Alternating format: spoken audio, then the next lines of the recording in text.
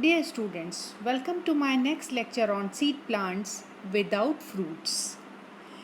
जैसा मैंने आपको पहले बताया था कि जितने भी सीड प्लांट्स होते हैं वो दो तरह के होते हैं.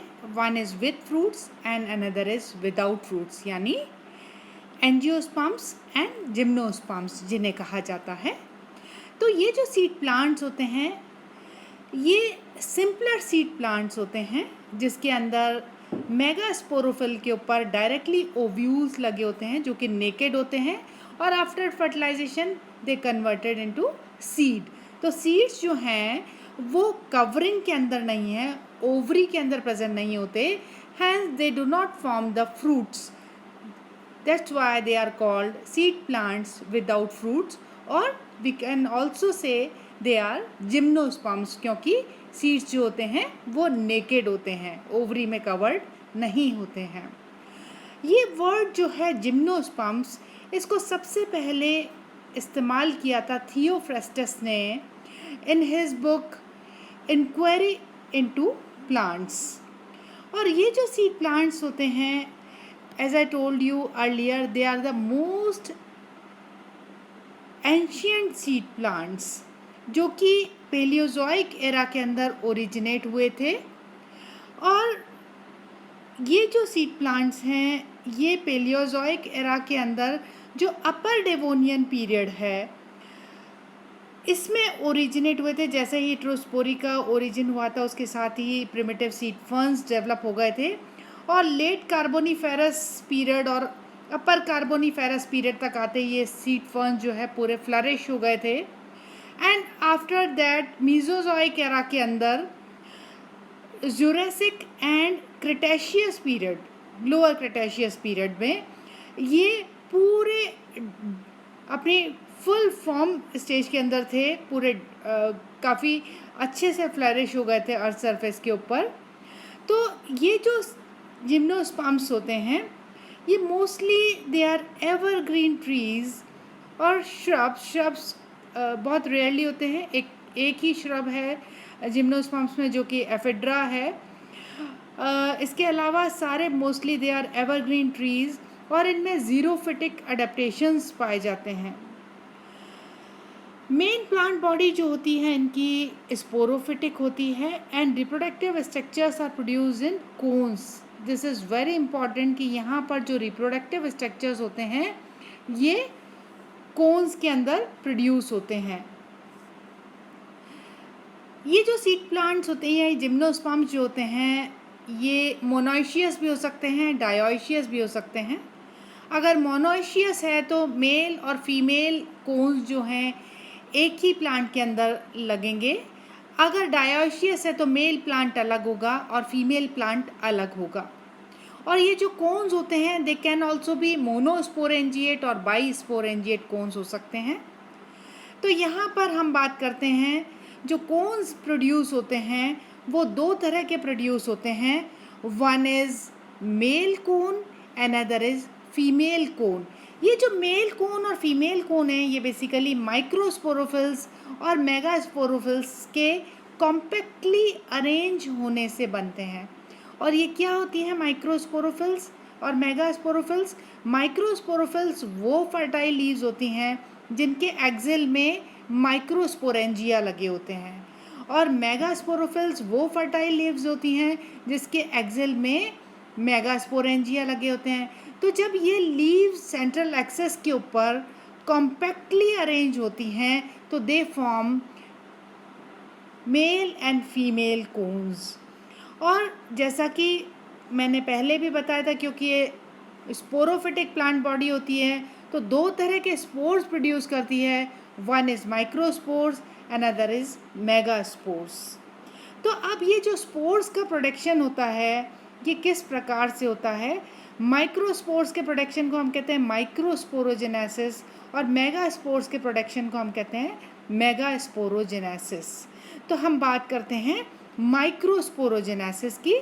जो माइक्रोस्पोरोजेनेसिस जो होता है ये इस प्रोसेस के अंदर you can see this is the microsporangium. और इस माइक्रोस्पोरेंजियम के अंदर ये मल्टी लेयर्ड स्पोरेंजियल वॉल होती है और ये जो मल्टी लेयर्ड स्पोरेंजियल वॉल होती है, ये exothecium middle layers, exothecium, endothecium middle layers and tapetum से मिलकर के बनी होती है.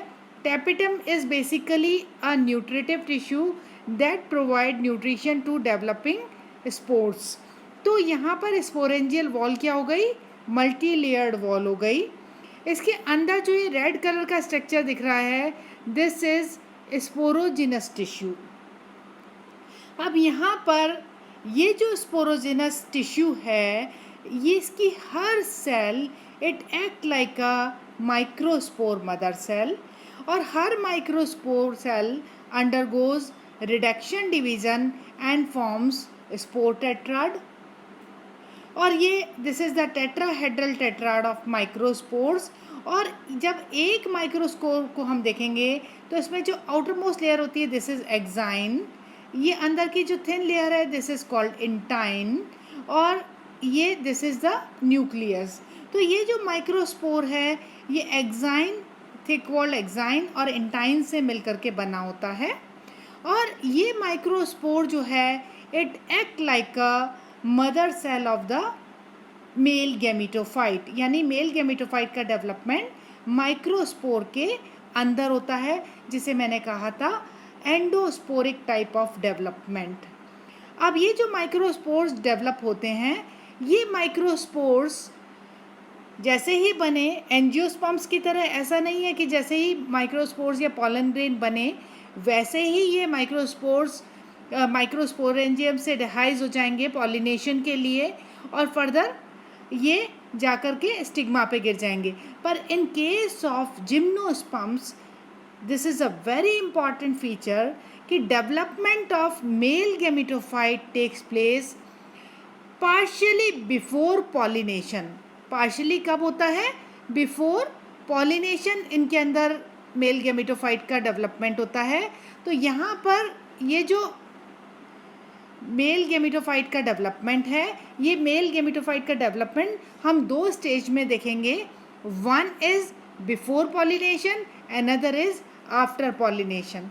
तो बिफोर पॉलिनेशन ये 1 to 5 celled stage और इवन मल्टी सेल्ड स्टेज इन सम जेनरा ऑल्सो, ये जब इस स्टेज पे डेवलप हो जाता है, क्या मेल गैमेटोफाइट जब इस स्टेज तक डेवलप हो जाता है 1 to 5 और मल्टी सेल्ड स्टेज तक, तो ये उस स्थिति के अंदर ये डिसेमिनेट होता है पॉलिनेशन के लिए, माइक्रोस्पोरेंजियम के लिए. तो डेवलपमेंट ऑफ मेल गैमेटोफाइट जो होता है वो स्पोर के अंदर शुरू हो जाता है. और यहाँ पर जो गैमेटोफाइट है, it is totally dependent on the parent sporophyte, क्योंकि वो माइक्रोस्पोरेंजियम में ही गैमेटोफाइट का डेवलपमेंट शुरू हो गया.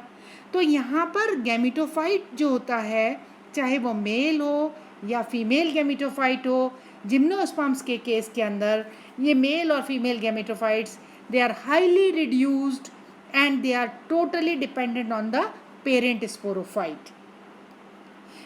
तो यहाँ पर हम बात करेंगे बिफोर पॉलिनेशन मेल गैमेटोफाइट का development. This is the microspore. This is what, this is a microspore. और इस माइक्रोस्पोर से दो सेल्स प्रोड्यूस होती है. One is antheridial cell and another is प्रोथेलियल cell. तो नीचे की जो स्मॉल लेंटिकुलर शेप सेल्स दिख रही है, ये लेंटिकुलर शेप सेल जो है, this is called a prothallial cell. और upper one, the bigger one, is called the antheridial cell. तो दो तरह की सेल्स इसके अंदर बन गई हैं due to unequal transverse division. और अब फर्दर जो डिवीज़न होगा वो डिवीज़न होगा एंथ्रीडियल सेल में, और एंथ्रीडियल दो सेल्स में डिवाइड होगी. One is tube cell and another is generative cell. तो जो ट्यूब सेल होगी वो अपर वन होगी, और जनरेटिव सेल जो होगी वो जस्ट प्रोथेलियल सेल के ऊपर वाली सेल होगी. तो अब कितनी सेल स्टेज हो गई, 1 2 एंड दिस इज 3. तो इस 3 सेल्ड स्टेज के ऊपर यहाँ पे जो मैं एग्जांपल दे रही हूँ मेल गैमेटोफाइट का, जो कि टिपिकल मैंने साइकस से लिया है, तो जो कि एक जिम्नोस्पर्म है, कॉमन जिम्नोस्पर्म है साइकस. तो उसके अंदर you can C 3 sailed stage पे पाइनस में 4 सेल्ड स्टेज पे, एफिड्रा में 5 सेल्ड स्टेज पे। इस तरह से डिफरेंट सेल स्टेज के ऊपर ये जब माइक्रोस्पोर में मेल गैमेटोफाइट का डेवलपमेंट होता है तब ये पॉलिनेशन के लिए डिसेमिनेट होते हैं माइक्रोस्पोरेंजियम में। अब ये जो माइक्रोस्पोर्स हैं, पॉलिनेशन जो इनमें होगा, इनका जो पॉलिनेशन होगा वो बाय मीन्स ऑफ क्या होगा? बाय मीन्स ऑफ एयर होगा। सिर्फ जितने भी जिम्नोस्पर्म्स हैं उसके अंदर पॉलिनेशन सिर्फ हवा के द्वारा होता है, इसलिए ये एनिमोफिलस टाइप ऑफ पॉलिनेशन कहलाता है। और इसके बाद जब ये इस स्टेज के ऊपर जब मेल गैमेटोफाइट होता है तो ये जाकर के किस पे गिरता है? ये जाकर के गिरता है माइक्रोपाइल पे। और माइक्रोपाइल क्या है? This is the micropyle. यहाँ पर एक ड्रॉप लाइक स्ट्रक्चर होता है जिस पे ये सारे के सारे माइक्रोस्पोर आकर के गिरते हैं, यहाँ पे आके गिरते हैं इस ड्रॉप के ऊपर। उसके बाद ये ड्रॉप जो है ड्राई होती है और ये माइक्रोस्पोर जो हैं यहाँ पर कहाँ आ जाते हैं? आर्किगोनियल चैम्बर में आ जाते हैं। यहाँ पर आर्किगोनियल चैम्बर है और यहाँ पर 2 आर्किगोनिया लगे होते हैं या मोर देन 1 आर्किगोनिया प्रेजेंट होते हैं, यहाँ पे डेवलप होते हैं जिम्नोस्पर्म्स के अंदर। तो अब ये यहाँ पर अंदर सकिन हो जाते हैं और उसके बाद आफ्टर पॉलिनेशन इनका फर्दर डेवलपमेंट होता है मेल गैमेटोफाइट के अंदर। तो जो फर्दर डेवलपमेंट होगा उसके अंदर नाउ दिस प्रोथेलियल सेल जो आपको नज़र आ रही है ये थोड़ा डिजेनरेट होना शुरू हो जाएगी, प्रोथेलियल सेल। और जो जनरेटिव सेल थी, ये जनरेटिव सेल जो है ये 2 सेल्स में डिवाइड हो जाएगी। 1 is stalk cell and second is body cell. 2 cells में डिवाइड हो जाएगी, स्टॉक सेल और बॉडी सेल में। और जो ट्यूब सेल थी उस ट्यूब सेल से क्या डेवलप हो जाएगा? Pollen tube. तो यहाँ पर you can C pollen tube development शुरू हो गया and this is called the tube nucleus. ये क्या है? ट्यूब न्यूक्लियस है। अब ये जो बॉडी सेल है, इस बॉडी सेल से 2 क्या डेवलप हो जाएंगे? 2 एंथ्रोजॉइड्स डेवलप हो जाएंगे। और ये जो 2 एंथ्रोजॉइड्स डेवलप होंगे ये यहाँ पर you can see stalk cell पे अभी लगे हुए हैं। प्रोथेलियल सेल जो है वो डिजेनरेट हो रही है और पॉलन ट्यूब जो है ग्रो हो रही है।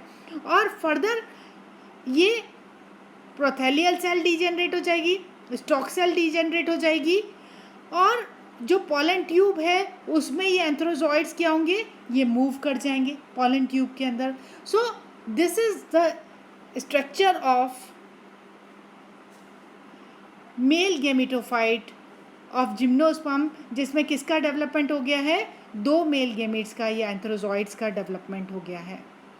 Now we can see how megaspores are formed by the process of megasporogenesis। और megasporogenesis का जो डेवलपमेंट होता है इसके अंदर you can see this is a orthotropous type of ovule, जिसमें न्यूसेलस के अंदर ये मेगास्पोर मदर सेल एक डेवलप होती है जो कि डीप सीटेड होती है। किसमें? न्यूसेलस के अंदर। अब ये जो न्यूसेलस में deep seated megaspore mother cell है, again it undergoes reduction division and form 4 linear tetrad of megaspores. क्या बना लिए? ये 4 मेगास्पोर्स इसने बना लिए। और ये जो 4 मेगास्पोर्स हैं इनमें से 3 ऊपर वाले जो हैं ये डिजेनरेट हो जाएंगे और सिर्फ एक फंक्शनल मेगास्पोर बचेगा। So this is a functional megaspore और ये दीज आर ऑल डिजेनरेटिंग मेगास्पोर्स। अब फर्दर क्या होगा? फीमेल गैमेटोफाइट का डेवलपमेंट होगा। और किससे होगा? इस फंक्शनल मेगास्पोर के अंदर फीमेल गैमेटोफाइट का डेवलपमेंट होगा। So here also you can see development of female gametophyte takes place within the megasporangium, hence it is totally dependent on the parent sporophyte. किस पे डिपेंडेंट है? Parent sporophyte पे है। और दूसरी चीज़ it is highly reduced also. Okay, so how the development of female gametophyte takes place we can study now. So this functional megaspore increases in size. This is the functional megaspore. This is the functional megaspore. This increases in size. Its nucleus undergoes free nuclear division, or you can see there are many free nuclei are formed in the functional megaspore. और ये जो functional megaspore था जिसमें बहुत सारे nuclei develop हो गए थे, नाउ इसमें क्या होगा, cell wall formation takes place in the functional megaspore. अब इसमें सेल वॉल फॉर्मेशन से ये entire this megaspore becomes cellular. Now this cellular megaspore is called the female gametophyte. अब ये जो लाल रंग का दिख रहा है सेल्यूलर स्ट्रक्चर, ये पूरा का पूरा क्या है, फीमेल गैमेटोफाइट है। और जब फीमेल गैमेटोफाइट डेवलप होगा तो उसके अंदर फीमेल गेमीट डेवलप होगा, यानी एग डेवलप होगा, और वो एग किस में डेवलप होगा, आर्चिगोनियम के अंदर डेवलप होगा। सो यहाँ पर माइक्रोपाइलर एंड पे ये आपको आर्चिगोनिया नज़र आ रहे हैं, और यहाँ पर जो आर्चिगोनियम होता है जिम्नोस्पर्म्स का, ध्यान से सुनिए, जो जिम्नोस्पर्म्स का आर्चिगोनियम होता है उसके अंदर नेक कैनाल सेल्स नहीं पाई जाती। यहाँ पर सिंपली नेक होती है जो कि 2, 4 और अप टू 32 सेल लॉन्ग जो कि एफिड्रा में पाई जाती है, नेक होती है। There is no neck canal cells. Venter canal nucleus और venter canal cell can be present. So this is venter canal nucleus, और ये जो है ये क्या है, this is egg, this is egg. और ये क्या है, पूरा बाहर की तरफ जो स्ट्रक्चर दिख रहा है, दिस इज जैकेट, ये क्या है, दिस इज जैकेट। तो जो आर्चिगोनियम है सिंपलर टाइप का होता है, वेंटर कैनाल न्यूक्लियस और वेंटर कैनाल सेल पाई जाती हैं, एग पाया जाता है, नेक पाई जाती है, but there is no neck canal cell in the archegonium of gymnosperms. Okay, now we move to fertilization. और जैसे ही ये आर्चिगोनियम डेवलप हो जाता है उसके बाद उसमें एग डेवलप हो जाता है, उसके बाद फर्दर फर्टिलाइजेशन टेक्स प्लेस। और यहाँ पर जितने भी जिम्नोस्पर्म्स होते हैं या एंजियोस्पर्म्स होते हैं, दोनों में सीड प्लांट्स में, मैंने पहले भी बताया है कि साइफोनोगेमस टाइप ऑफ फर्टिलाइजेशन होता है। और साइफोनोगेमस टाइप ऑफ फर्टिलाइजेशन वो फर्टिलाइजेशन होता है जो पॉलन ट्यूब की सहायता से होता है। Now antherozoid and egg both fuses. जैसे ही पॉलन ट्यूब पेनिट्रेट करेगी आर्चिगोनियम के अंदर, और वो अंदर जाने के बाद आर्चिगोनियम में वो बर्स्ट हो जाएगी पॉलन ट्यूब, और वो एंथ्रोजॉइड को रिलीज कर देगी।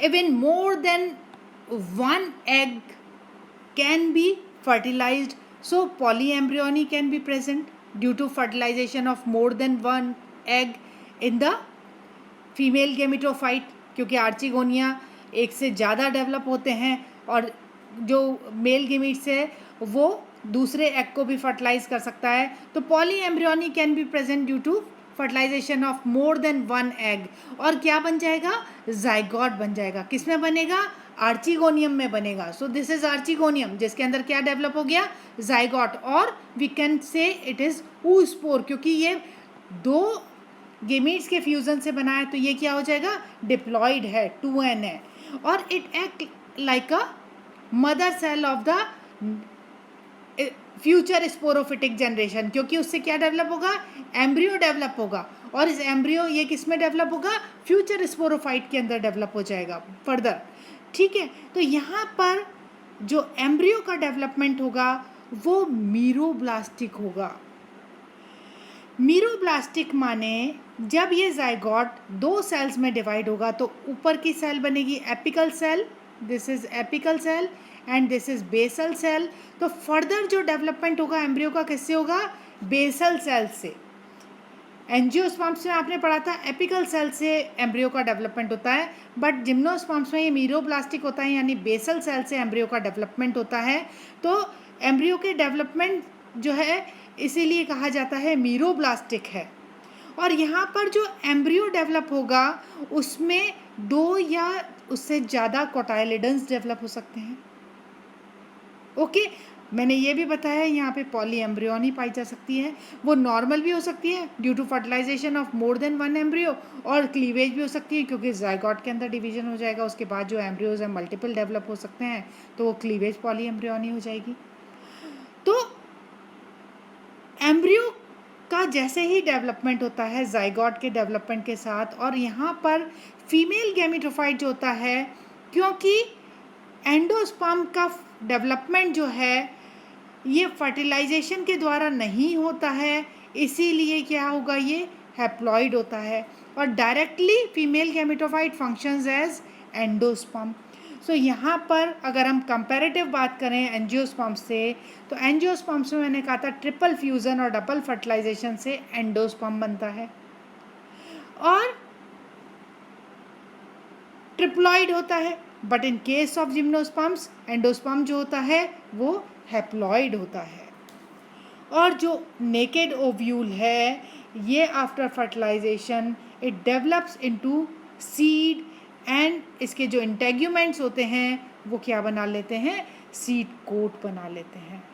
Now the seed undergoes dormancy और जैसे ही फेवरेबल कंडीशन आएगी it germinates into a new sporophytic plant. Okay, और क्लियर यहाँ पर यू कैन सी दो तरह की जनरेशन्स पाई जाती हैं। One is gametophytic generation, another is sporophytic generation that is diploid. Gametophytic generation is haploid and clear alternation of generation takes place. So this is all about life cycle of gymnosperms और seed plants without fruits. Gymnosperms के general characters में हम gymnosperms को और detail में पढ़ेंगे, उसकी anatomy भी पढ़ेंगे, उस प्लांट की मॉर्फोलॉजी भी, जिम्नोस्पर्म्स की मॉर्फोलॉजिकल वेरिएशंस भी हम पढ़ेंगे और साथ में हम और अदर फैक्टर्स और अदर कैरेक्टर्स भी पढ़ेंगे। तो यहाँ पर सिंपली अगर शॉर्ट नोट आता है differentiate seed plants with fruits and without fruits, तो you can compare seed plants with fruits and without fruits. और this is all about seed plants without fruit. Thanks.